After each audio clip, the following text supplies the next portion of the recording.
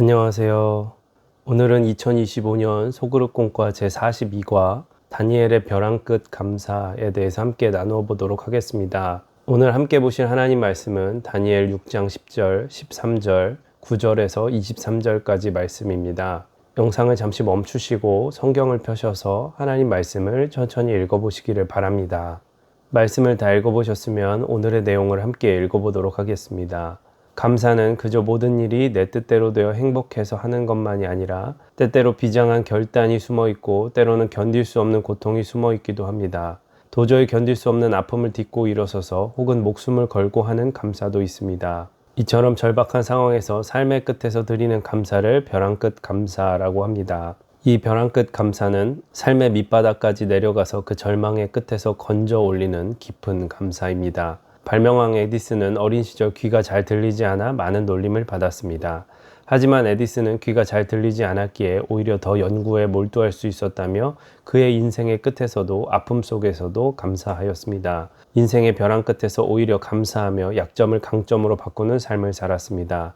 하나님께서 거하시는 곳이 두 곳인데 하나는 천국이고 다른 하나는 감사하는 마음입니다. 감사하는 마음이 하나님께서 거하시는 마음이라면 인생의 가장 깊은 벼랑 끝에서도 감사를 퍼올릴 수 있다면 우리 삶에 어떤 일이 일어나겠습니까? 첫째, 벼랑 끝 감사의 대표적인 인물이 다니엘이었습니다. 다니엘은 이스라엘 역사 속에 가장 불운한 시대에 살았던 사람으로 어린 시절에 바벨론의 포로로 잡혀갔습니다. 우리나라가 일제강점기에 나라 없는 처절한 서름을 겪은 것처럼 다니엘 역시 어린 나이에 강제로 부모님과 가족과 헤어져 낯선 타국에서 말로 다 할 수 없는 고초를 겪었습니다. 하지만 다니엘은 이런 역경의 상황에 굴복하거나 좌절하지 않고 더욱 굳은 심지처럼 단단한 신앙으로 온갖 어려운 순간들을 헤쳐나갔습니다.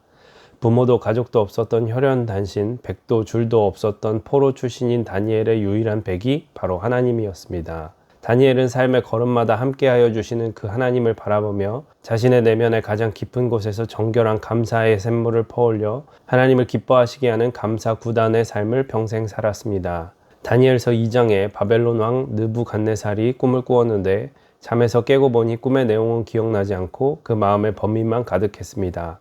그래서 박사들과 술객들을 불러놓고 내가 꾼 꿈이 무엇인지 알아내고 그것을 해몽하라. 그렇지 않으면 모두 죽음을 면치 못할 것이다 라고 엄명하였습니다. 바벨론의 모든 박사와 술객들은 왕이 꾼 꿈이 무엇인지도 몰랐고 풀이도 할 수 없었습니다. 이들이 죽을 위기에 처했을 때 다니엘이 나타나 이 문제를 해결하였습니다. 그리고 다니엘이 다니엘 2장 23절에서 나의 조상들의 하나님이여 주께서 이제 내게 지혜와 능력을 주시고 우리가 주께 구한 것을 내게 알게 하셨사오니 내가 주께 감사하고 그것을 찬양하나이다. 곧 주께서 왕의 그 일을 내게 보이셨나이다 하니라 하고 감사하였습니다.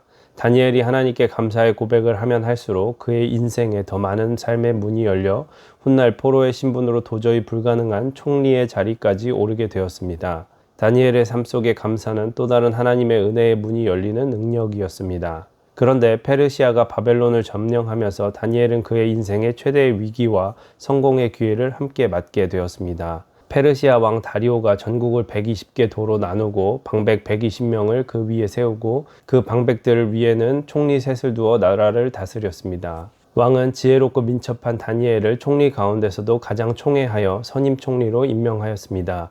이것을 시기 질투한 나머지 총리 둘과 힘이 있는 방백들이 포로 출신 다니엘을 내쫓으려고 갖은 음모를 꾸몄습니다. 그들은 다니엘의 허물을 들추기 위해 은밀한 내사를 벌여 스캔들은 없는지, 부정 축제한 것은 없는지, 권력은 남용한 일은 없는지 샅샅이 조사하였습니다. 아무리 털어도 먼지 한 톨 나오지 않자 일평생 하나님을 바라보며 살아왔던 다니엘의 신앙을 공격하였습니다. 다리오 왕을 설득하여 30일 동안 왕 외에 다른 신이나 사람에게 기도하면 그 사람을 사자굴에 던져넣는다는 왕의 금령을 만들어 공포하고는 매일 하루에 3번 예루살렘을 향하여 기도하며 감사하는 다니엘의 감사의 삶을 공격하였습니다.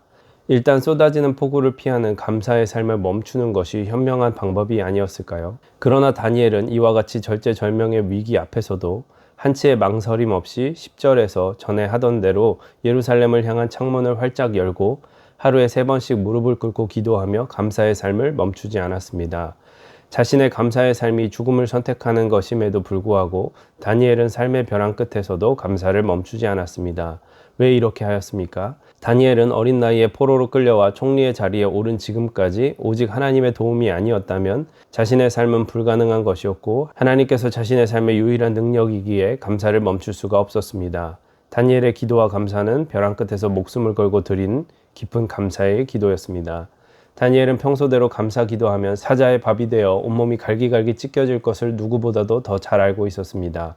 그러나 그의 감사는 하나님을 믿는 신앙으로 목숨까지 내어놓고 감사하는 순교적 감사였습니다. 영국 명문 코넬 가문 출신이자 최고의 학교 케임브리지 대학에서 의학 학위를 취득한 헬렌 로즈비어는 WEC 선교사로 1953년 아프리카 콩고로 가 열악한 콩고 현지 사람들을 위해 의료 선교를 하였습니다. 하지만 1964년 내전 상태가 되어 반군이 선교사촌을 점령하고 반군은 사람으로서는 상상할 수 없는 만행을 저질렀습니다. 그 반군들은 로즈비어를 발견하고 발을 잡고 거꾸로 끌고 가서는 땅에 내팽겨 치고 발길질을 하였고 온몸에 상처로 성한 곳이 없었고 이빨은 얼얼하고 입안에는 피가 가득 찼습니다. 두려움과 공포로 의식을 제대로 가눌 수 없는 그녀를 끌어다 놓고 저주와 욕설을 퍼붓고는 짐승처럼 그녀에게 덤벼들었습니다. 헬렌은 그 캄캄한 밤을 잊을 수가 없었습니다. 그녀는 하나님이 자신을 버렸다고 생각했습니다. 하나님은 도대체 왜 이런 일이 일어나도록 가만히 계셨을까? 하나님은 왜 내 부르짖음에 아무런 대답이 없으셨을까? 이런 생각이 끊임없이 헬렌을 괴롭혔습니다. 그때 헬렌에게 와닿는 한 음성이 있었습니다. 헬렌, 나에게 감사할 수 있느냐?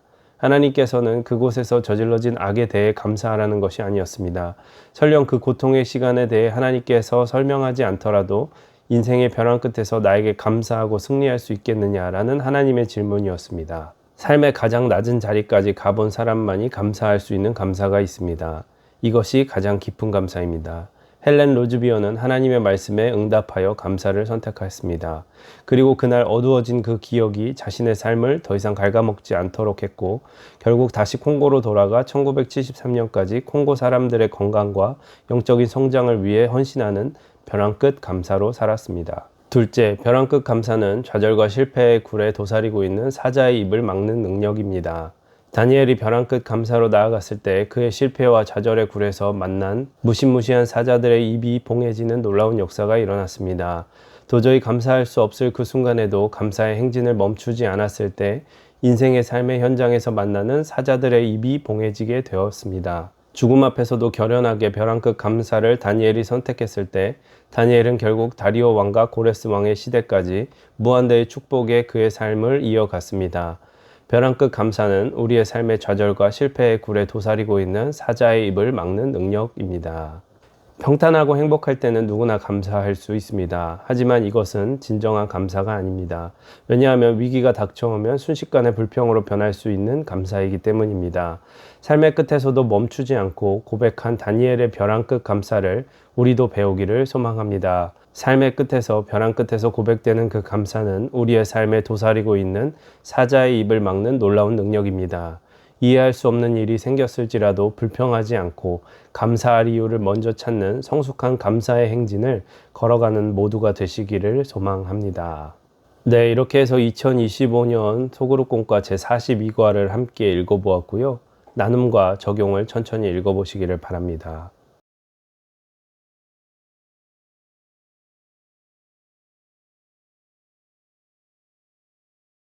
나눔과 적용을 다 읽어보셨으면 오늘 주님께서 주신 마음을 붙잡고 기도하시고 교회에 여러 중보 기도를 하신 후에 마치시면 되겠습니다. 고생 많으셨습니다. 감사합니다.